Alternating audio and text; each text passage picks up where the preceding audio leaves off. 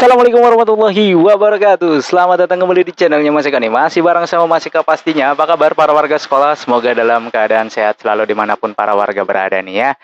Oke, sudah akan memasuki jalur afirmasi ya untuk jenjang SD, SMP, SMA, dan SMK. Nah, di jalur afirmasi kali ini adalah jalur afirmasi kedua atau prioritas kedua ya, karena jalur afirmasi prioritas yang pertamanya sudah dilalui di minggu yang lalu.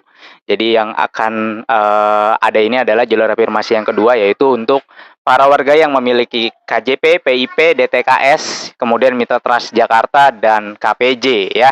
Nah, bagaimana sih cara ngeceknya? Karena banyak para warga yang ngecek di Siladu, ngecek di DTKS gitu ya, terus bilang, saya punya KPJ kok tidak terdaftar di afirmasi ya Mas Eka ya. Bagaimana cara untuk mengetahuinya? Nah, di video kali ini Mas Eka akan berbagi informasi untuk para warga sekolah, dua tanda kalian bisa daftar di jalur afirmasi ini. Jadi ada tanda-tandanya nih ya. Jadi nggak sekedar ngecek di DTKS, terus nanti begitu pas pendaftaran ternyata nggak terdaftar, bingung. Nah, ini tandanya ini perlu para warga ketahui. Ada dua tanda yang harus para warga ketahui agar bisa masuk atau bisa terdaftar di jalur afirmasi, sehingga nanti pada saat pelaksanaannya para warga udah nggak bingung lagi, kok saya nggak bisa masuk ya, kok saya nggak bisa memilih ya, kok saya nggak terdaftar ya. Jadi biarin nggak bingung. Nah, simak video kali ini ya. Tapi sebelum itu nih, untuk para warga sekolah yang mungkin baru menemukan channelnya Mas Eka nih, silakan subscribe dulu channel ini untuk mendukung channelnya Mas Eka agar bisa berkembang lagi dan bisa memberikan informasi-informasi terupdate kepada para warga sekolah pastinya. Dan Mas Eka beritahukan juga bahwa video ini adalah rangkaian dari video-video sebelumnya. Jadi silakan disimak di video sebelumnya karena masih banyak banget yang nanya, Mas Eka jalur zonasi bagaimana? Padahal itu udah dijelasin. Mas Eka nanti sisaan kuotanya bagaimana, terus abis jalur ini apa lagi, terus keterangan ini bagaimana, itu sudah dijelaskan semua lah ya. Jadi sekarang yang sedang running ini adalah Mas Eka akan membahas sesuai dengan yang terjadwal. Jadi kalau misalkan jadwalnya buat jalur afirmasi, Mas Eka akan bahas mekanisme atau apa sih yang di jalur afirmasi itu. Kalau penjelasan afirmasinya udah di video sebelumnya, silahkan disimak dulu. Jadi kalau yang baru menemukan, silahkan tonton video sebelumnya dulu ya. Oke, langsung aja ya. Sebelum Mas Eka ke tanda-tandanya, Mas Eka akan informasikan terlebih dahulu bahwa ini adalah jalur afirmasi prioritas kedua, di mana jalur afirmasi prioritas kedua itu yang pengguna KJP ya, penerima KJP, PIP, PIP yang terdaftar di DTKS ya, kemudian juga yang Mitra Trans Jakarta dan KPJ ya, Kartu Pekerja Jakarta. Kalau untuk disabilitas dan anak panti itu sudah duluan. Nah, sekarang adalah untuk para warga yang ya masuk dalam kategori KJP dan PIP. Dan perlu diketahui bahwa di PPDB tahun ini tidak ada yang spesial yang memiliki dua kartu ataupun yang satu kartu, sama-sama ditaruh di prioritas satu. Jadi besok nanti tanggal 19 itu adalah pertempuran yang paling seru ya, daripada di tahun-tahun sebelumnya. Kalau tahun sebelumnya itu kayaknya terlalu ini ya, terlalu apa namanya, terlalu ya udah pasti kalah yang punya satu kartu. Kalau sekarang ayo gitu kan, mau dia punya satu kartu ataupun dua kartu bertarung, tidak ada yang membedakan. Yang membedakan adalah dari seleksi prosesnya, bukan proses seleksi, bukan seleksi prosesnya, dari mekanisme seleksinya ya, variabel seleksinya aja gitu kan. Nah, sisa di afirmasi prioritas kedua ini juga pastinya menambah ya. Kalau misalkan kan di video sebelumnya sudah Mas Eka jelaskan ya, kuota untuk di afirmasi prioritas itu berapa persen. Nah, ketika afirmasi prioritas yang pertama yang anak disabilitas dan anak panti itu tidak terisi, maka akan dilimpahkan ke afirmasi prioritas kedua ini. Jadi kuotanya masih cukup lumayan ya tergoda lah ya. Jadi kesempatannya masih cukup luas untuk para warga yang masuk ke dalam penerima KJP Plus, PIP, dan DTKS gitu ya. Kemudian juga jika tidak terdaftar di keterangan afirmasinya, maka para warga tidak bisa mendaftar di jalur ini. Nah, apa tanda-tandanya Mas Eka? Ya, nih tanda-tandanya ada dua. Yang pertama ya, yang perlu warga ketahui adalah kalian itu terdata sebagai penerima PIP ya, atau KJP Plus, atau terdata di dalam DTKS, yang terdata di dalam DTKS ya, atau orang tuanya bekerja sebagai supir Mitra Trans Jakarta ataupun orang tuanya memiliki Kartu Pekerja Jakarta. Nah, kalau masuk dalam kriteria tersebut, maka para warga masuk dalam kriteria afirmasi kedua ya, yang artinya nanti para warga bisa ambil di jalur afirmasi kedua ini. Kalau tidak masuk itu berarti para warga tidak bisa di jalur ini. Itu dulu ya poinnya. Yang pertama, kalau merasa memang masuk sebagai penerima KJP atau pemegang PIP juga, kemudian orang tuanya punya KPJ, kemudian juga orang tuanya mungkin Mitra Trust Jakarta yang terdata ya, ataupun yang KPJ-nya juga terdata oleh Disnaker, kemudian kalau Mitra Trust Jakarta terdata oleh Dishub ya. Sementara kalau KJP Plus dan PIP ya dari DTKS ya, terdata di DTKS. Kemudian kalau itu masuk, berarti para warga sudah memenuhi satu tanda atau satu poinnya.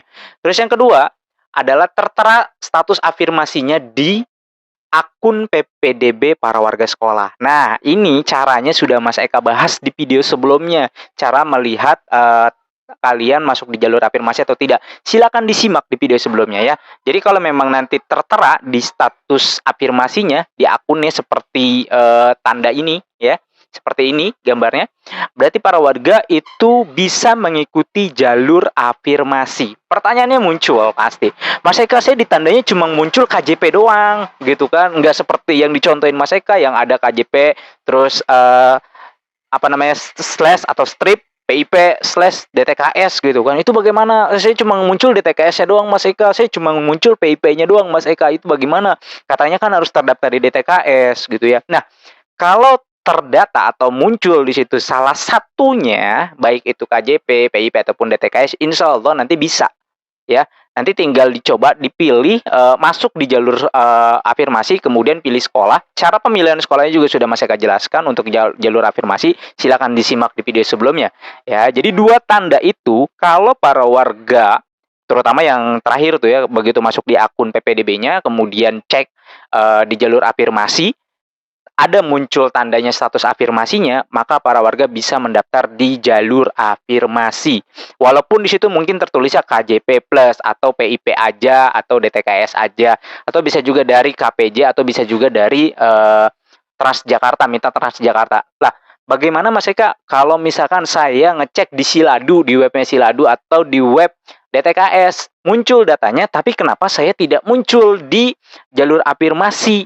Nah, ini kemungkinan besar adalah karena yang Mas Eka dapat informasinya, data ini sama diambilnya seperti data kartu keluarga. Ada cut off yang diambil. Kalau kartu keluarga itu diambilnya kan per 1 Juni 2022 ya, yang 1 tahun kemarin.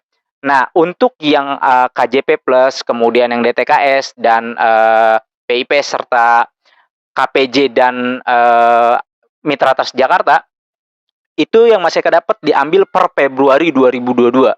Artinya ketika misalkan para warga baru daftar DTKS di bulan Agustus atau di bulan September kemarin gitu ya, yang di 2022-nya, maka kemungkinan besar tidak akan ada di jalur afirmasi ini. Walaupun di web Siladunya, walaupun di web DTKS-nya itu ada ya. Kalau para warga daftar sebelum bulan Februari, insya Allah masuk. Nah, kan kemarin tuh sempat ramai juga ya yang KJP-nya tidak keluar karena terdaftar di DTKS bulan Februari katanya ketinggalan gerbong.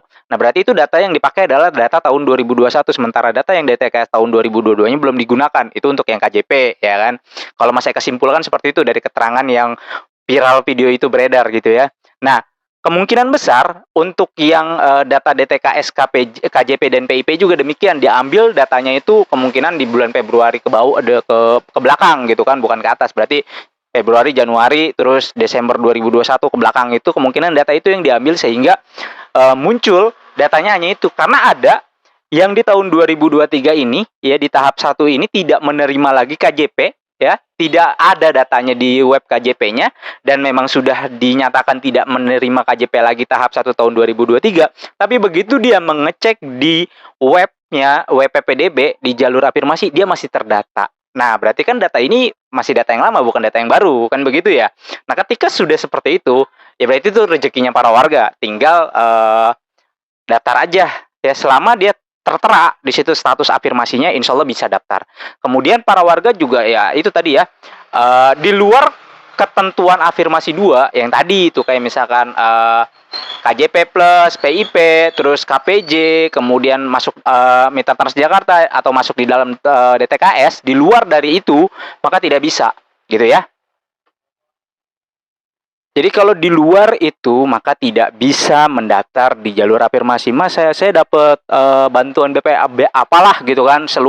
Di luar dari ketentuan itu maka tidak bisa ikut jalur afirmasi. Jadi kurang lebih seperti itu para warga. Ada dua tandanya. Yang pertama, para warga masuk ke dalam kategori KJP, PIP yang terdata di DTKS, ataupun orang tuanya memiliki KPJ, ataupun orang tuanya bekerja sebagai supir Jaklingko atau Mitra Transjakarta. Kemudian begitu mengecek di web PPDB, di akun PPDB-nya di jalur afirmasi, datanya terdaftar, maka para warga bisa mendaftar di jalur afirmasi sesuai dengan tanggalnya. Oke, mungkin itu aja informasi yang bisa Mas Eka sampaikan. Mudah-mudahan informasi ini bisa bermanfaat untuk para warga sekolah.